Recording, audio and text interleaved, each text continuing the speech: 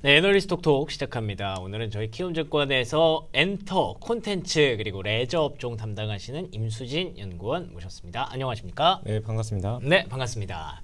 자, 오늘은 그 중에서 엔터주 얘기를 오랜만에 해볼 예정인데요.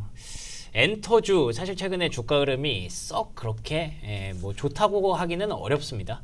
근데 최근에 하이브가 다시 정상 범주로 좀 올라오는 그런 모습이었고, 사실 뭐 조금 지지부진했던 이유를 찾자면 그냥 엔터주도 AI 뭐 하나 붙여야 되는 거 아닙니까? 다 AI 붙어야 가더라고요. 네. 지금 뭐 하이브랑 SM 같은 경우는 뭐 AI 아티스트 뭐 냈고요. 네. 그리고 JYP도 AI 아티스트 낸다고는 하는데 사실 그쪽에서 나올 수 있는 수익이 좀 제한적인 상황입니다. 아무래도 팬덤이 붙기는 좀 어렵기 때문에 이번 달에 좀 반등세가 서서히 좀 나오기 시작을 하는데 최근에 한 2달 동안은 좀 부진했습니다. 그러니까 특히나 장이 엄청 좋았잖아요. 그에 비해서 이제 엔터주가 못 가니까 보유하고 계신 분들은 아마 상대적 박탈감이 좀 컸을 것 같아요. 그렇죠? 아무래도 올해 1월부터 가장 큰 랠리를 상반기에 기록했던 게 엔터주입니다. 그 하이브 뭐 YG 같은 경우는 YTD로 거의 90% 이상 성장을 했었고요. 그러한 기저부담이 있는데 저희가 엔터 산업이랑 뭐 반도체 산업은 뭐 시소 게임 한다 이런 식으로 표현을 많이 합니다. 근데 반도체로 좀 수급이 몰려가다 보니까 저희가 엔터 쪽에서 좀 수급이 좀 빨렸는데 저희가 그 내년에 대한 전망이라든지 중장기적인 전망 자체가 엔터 산업이 굉장히 좋은 상황입니다. 그래서 저는 이제 좀 반등의 시점이 오는데 그게 11월이 좀 주요할 것이다라고 말씀드리고 있고요. 그래서 약속의 11월이다라고 말씀드리고 있습니다. 11월이 약속의 11월이다라고 하시면 뭔가 큰 게 오나 봐요. 어떤 것들이 예정돼 있길래 그렇게 얘기를 해주시는 건가요? 네, 저희가 연초부터 좀 기대했던 모멘텀들이 11월에 좀 집중된다라고 보시면 됩니다. 일단은 저희가 한알령 해제 기대감이 굉장히 컸었는데 이거에 대해서 기대감이 최근에 좀 후퇴했던 부분도 있습니다. 아무래도 특사단이 중국에 다녀오고 나서 중국에서 아무래도 공연은 좀 어렵다라는 의견이 좀 제시되면서 한알령에 대한 기대감 후퇴됐는데 다시금 저희가 11월 1일 날 한중 정상회담을 하다 보니까 그때 관련해서 새로운 뭐 힌트라든지 이런 아이디어들이 제시되지 않을까라는 기대감이 있고요. 그리고 저희가 가장 중요시 봤던 게 결국 방탄소년단 그다음에 블랙핑크의 활동이 이제는 서서히 공개될 예정인데 블랙핑크는 3분기부터 활동을 했고요. 저희가 11월에 실적이 나오면서 실제로 블랙핑크가 완전체로 컴백을 했을 때 얼마나 실적 턴어라운드를 하냐. 지금 제 개인 이번에 나온 보고서를 보시면 추정치가 굉장히 시장 기대치를 비트할 것으로 좀 예상을 하고 있습니다. 그리고 방탄소년단 같은 경우에는 일정이 내년 거에 대해서 곧 나올 예정인데 그게 굉장히 큽니다. 지금 컨센서스를 내년 거를 대폭 상향 조정할 근거가 된다라고 저는 보고 있어서 이러한 모멘텀들이 대부분 11월에 몰려 있다. 그리고 아티스트 컴백도 굉장히 몰려 있습니다. 그렇군요. 그러고 보니까 이제 다들 전역을 했죠? 네, BTS. 6월에 전역했습니다.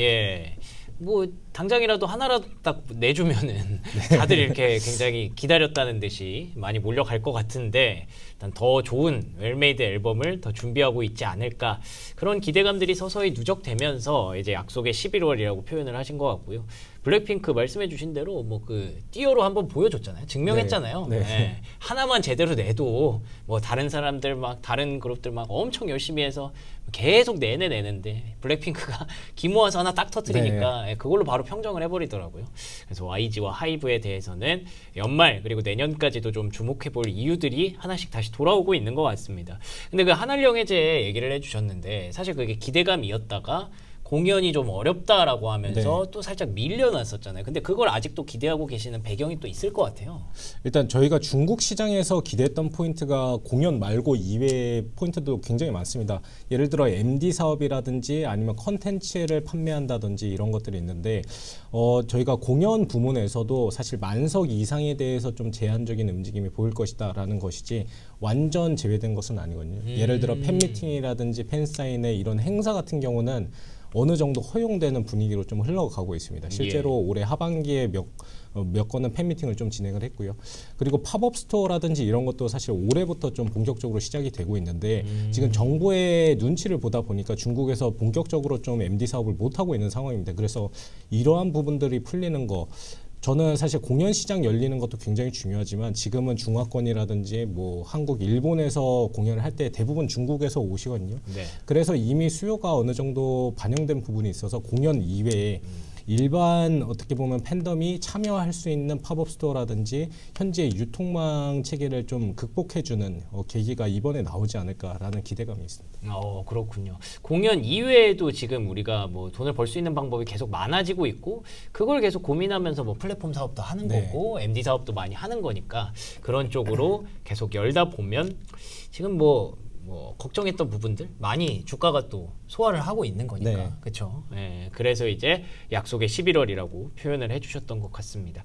뭐 이외에 우리가 또 볼만한 모멘텀들이나 앞으로 기대해 볼만한 포인트가 또 있을까요? 뉴스라든지? 일단은 하이브, YG 둘 다 모멘텀이 굉장히 큰데 저희가 그 방탄소년단 모멘텀에 대해서 제가 좀 더 자세히 말씀드리고 싶은데 그 방탄소년단 모멘텀이 사실 시장에서는 300에서 400만 명 정도 모객을 내년에 할 것이다라는 기대감이 이미 반영돼 있습니다. 그래서 추가적으로 나올 모멘텀이 없지 않냐, 사실상 주가에 반영되지 않냐라는 질문을 굉장히 많이 주십니다. 근데 실제로는 애널리스트의 지금 컨센서스 안에는 평균적으로 200에서 250만이라는 숫자가 들어가 있고요.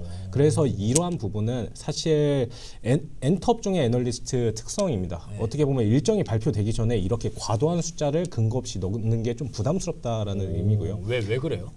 이게 예를 들어 저희는 방탄소년단 이 정도 인기면 400만 가능하지 않나라고 해서 그런 단순한 감으로 넣기는 좀 애매한 부분이 있습니다. 그러네요. 그래서 과거에 돌았던 공연 횟수가 어느 정도인가 하면 방탄소년단은 예전에 한 160에서 180만 돌았으니까 그러면 합리적으로 200만 정도 일단은 넣어놓자. 그게 제일 보수적인 숫자. 그죠?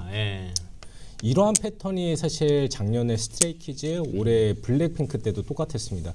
그래서 일정이 발표되고 나서 애널리스트들이 추정치를 상향 조정하는 단계에서 주가가 좀 급등하는 모습을 보였는데 JYP 같은 경우는 한 30% 거의 한 일주일 동안 소화가 됐고 YG 같은 경우도 한 40%가 올랐었습니다. 하이브 같은 경우에는 지금 컨센서스를 제가 비교해서 말씀드리면 방탄소년단 한 그룹에서 나올 수 있는 매출이 내년에 1.2에서 1.5조 원으로 예상이 되고 있는데 지금 25년도랑 26년도 매출의 컨센서스 차이가 1조 원밖에 안 납니다. 그 얘기는 방탄소년단이 적절히 반영되지 않았다는 거고 이게 추정치가 상향됐을 때는 멀티플이 좀 많이 싸집니다. 그래서 저희가 비싸다라고 하는 거는 어떻게 보면 왜곡된 숫자이기도 하다라고 말씀드리고 있고요. 지금 올해는 제가 거의 YG 중심으로 좀 밀었었다가 이제는 좀 하이브로 전환하는 분위기인데 이게 일정 모멘텀 언제 발표된지에 따라서 좀 최선 호주로 미는 게 좀 다르다라고 보시면 됩니다. 그 요즘 보면은 결국에는 막 새로 나온 그룹이나 새로 나온 콘텐츠 이런 것들을 향유하는 그런 분위기는 좀 아닌 것 같더라고요. 뭐 뭔가 그 소비자들의 그런 소비 시장 자체도 좀 달라진 것 같고 워낙에 쇼폼 시대에 살고 있다 보니까 그러니까 뭔가 새로운 거를 막 되게 할 만한 그런 여유가 없는 것 같아요. 그래서 오히려 강력한 IP를 갖고 있는 그런 기업이라든지 뭐 캐릭터라든지 그런 그룹들이 나왔을 때 오히려 더 우리가 좀 열광을 하는 것 같은데 그게 이제 하이브에게 BTS가 있는 거고 YG에게 블랙핑크가 되는 거겠죠. 그래서 이 두 개가 일단 탑픽이신 거고. 네, 맞습니다. 다른 종목들도 뭐 어쨌든 전반적인 지금 재반 사항은 나쁘지 않다고 보시는 거죠? 일단은 올해 성장을 너무 세게 하다 보니까 그게 불안하구나. JYP 같은 경우는 기저 부담이 좀 큰 상태입니다. 내년에도 물론 성장이 좀 예상되고 있는데 예를 들어 스트레이키즈가 올해 1월부터 7월까지 월드 투어를 정말 대규모로 지금 K-팝 역사상 가장 큰 규모로 월드 투어를 돌았는데 내년 같은 경우에는 하반기부터 시작을 합니다. 이게 어떻게 보면 3분기 7월부터 시작한다라고 일단은 대부분 애널리스트들이 가정을 했는데 아시다시피 내년에 월드컵이 있지 않습니까? 보통 월드컵 시즌 때는 공연장 스타디움급이라는 게 결국 그 축구 경기장이라든지 아니면 야구 경기장 이런 데서 하기 때문에 실제로는 월드 투어가 뭐 9월 이후에 진행될 가능성도 충분히 있는 상태고요. 그것도 북미에서 하잖아요, 월드컵. 맞아요. 그렇게 되면 저희가 내년 추정치에 대해서 좀 더 보수적으로 잡아야 되지 않냐 이런 입장이 사실 JYP이기 때문에 약간은 좀 보수적인 의견을 좀 드리고 있고요. SM 같은 경우에는 최근에 좀 문제가 됐던 게 서구권 진출에 대해서 라이즈, NCTBC 좀 신인 저연차 IP부터는 좀 본격적으로 나타날 것으로 좀 기대를 했는데 실제로 그렇게 되고 있지는 않습니다. 그래서 이게 내년에 만약에 그 서구권 진출이 좀 가시화되지 않는다면 지금 현재 멀티플은 디레이팅 되는 구간으로 좀 저는 생각을 하고 있고요. 네. 그래서 내년은 엔터 산업 전반적으로 좀 리레이팅 되는 시기다라고 보기는 어렵고 내년에는 좀 종목 특히 메가 IP가 좀 활동하게 되는 하이브랑 좀 YG 중심으로 좀 트레이딩하는 전략 추천드리고 있습니다. 알겠습니다. 벌써 이제 내년을 생각해야 되는 시기예요. 네, 10월이 다 갔으니까 이제 연말이고 내년 실적을 전망했을 때 내년에 또 월드컵이 있는 걸 또 까먹고 있어요. 네, 그러면은 이제 북미 진출이라든지 공연이라든지 이런 거에 또 제한이 좀 있을 수 있고 중국 쪽도 약간 애매하다고 가정을 했을 때 엔터사가 다 좋은 건 아니고 그 중에서 정말 강력한 메가 IP를 갖고 있는 하이브와 YG에 좀 더 집중될 가능성이 높다. 이렇게 정리하면 되겠네요. 네. 자, 오늘 연구원님과 함께한 시간은 이렇게 마무리 짓도록 하겠습니다. 오늘도 좋은 말씀 고맙습니다. 네, 감사합니다.